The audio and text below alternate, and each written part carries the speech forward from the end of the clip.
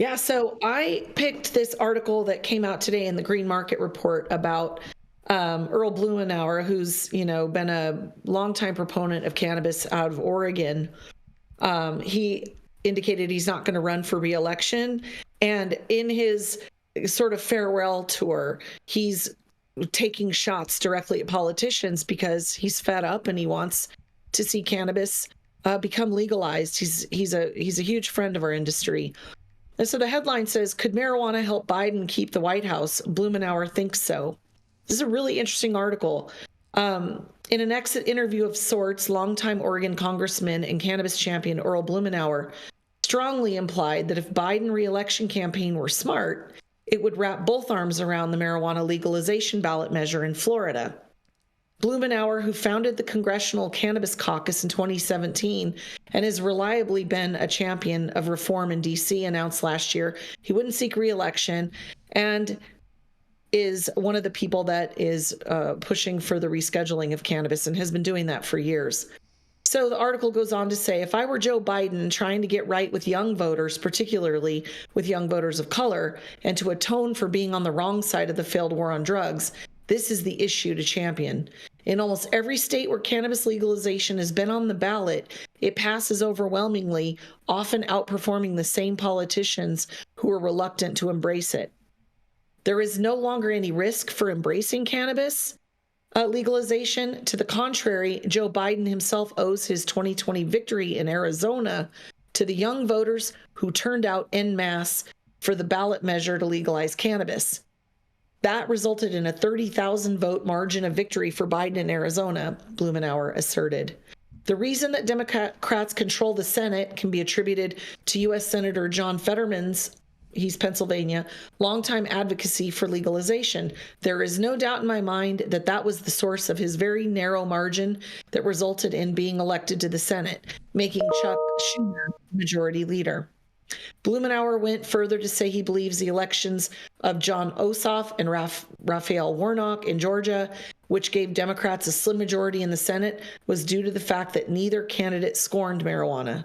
He said, I will use every opportunity to make the point that cannabis can help Democrats win in 2024. In the Florida issue is that you've got this adult use ballot on cannabis on the November ballot. And reading between the lines, it's not much of a stretch when you look at Florida being a swing state and the hanging chads and DeSantis and all of that Democrats, he's basically telling them, get with the program there in Florida. But he's got a three-part, I'm just going to truncate this for time. He's got a three-part argument for why he thinks Biden should embrace cannabis right away.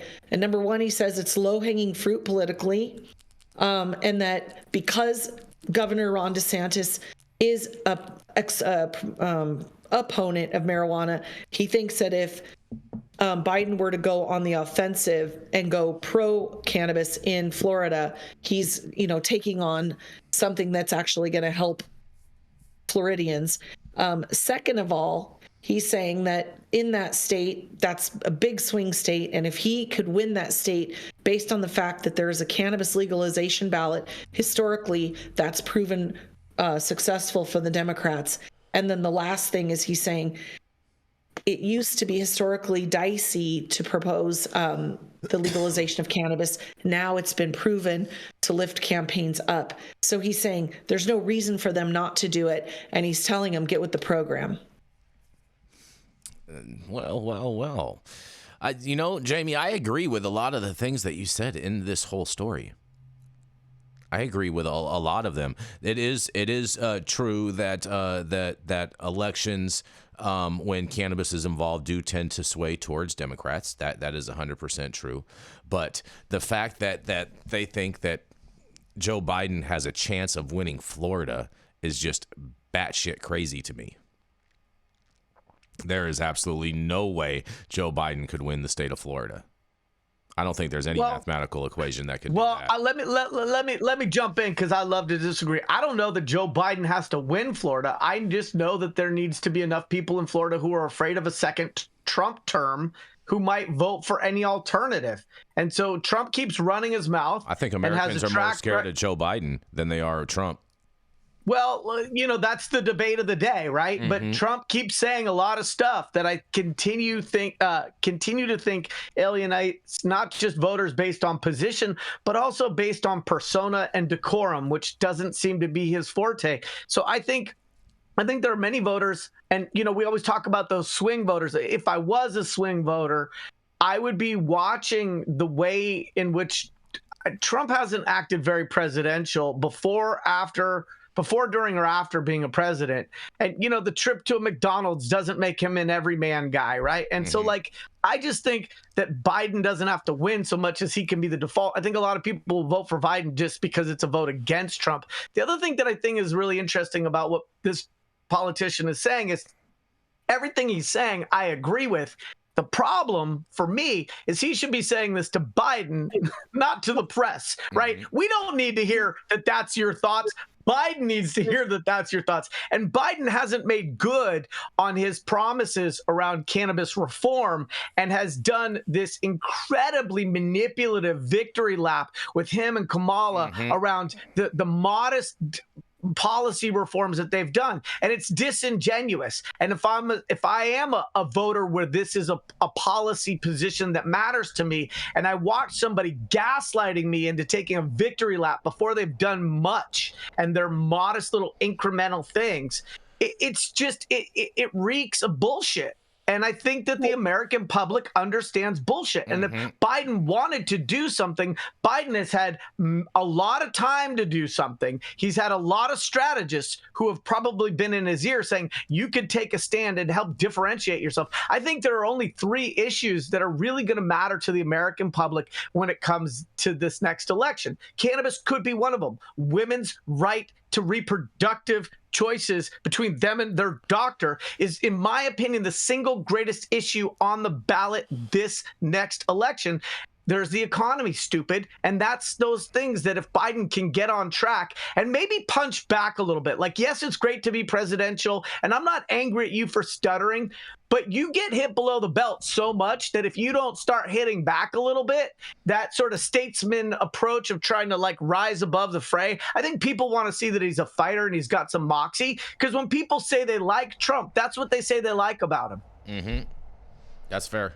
I think the victory lap, so to speak, was a litmus test, because I really do believe he's been in the establishment for so long that he's got people telling him they're doing everything they do based on whatever the polling numbers are.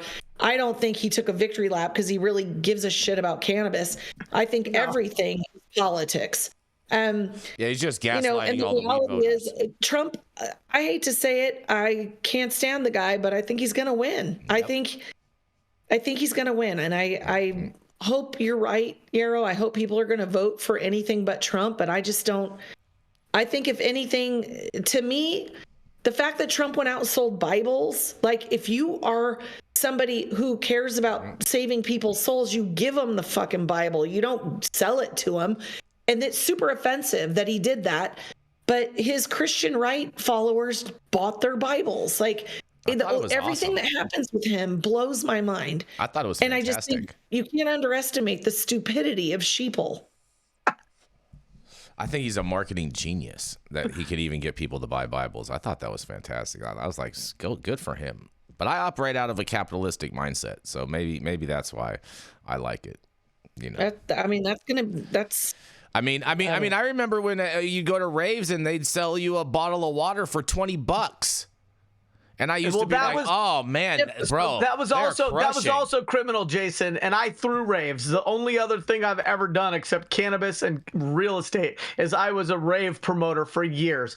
And the $20 bottle of water to people who may or may not be under the influence of other things is both criminal and it's a safety issue. And so at our parties, we always had free water right there next to the sold water, and the sold water was capped at a certain price because water was a safety issue. So raves are not necessarily a good example because that was capitalism gone awry. They are a with good a black example. light. They are a good example because people are going to pay. But also, Jason, you have the right to go home and get water, or leave the rave and go get water and not pay that $20.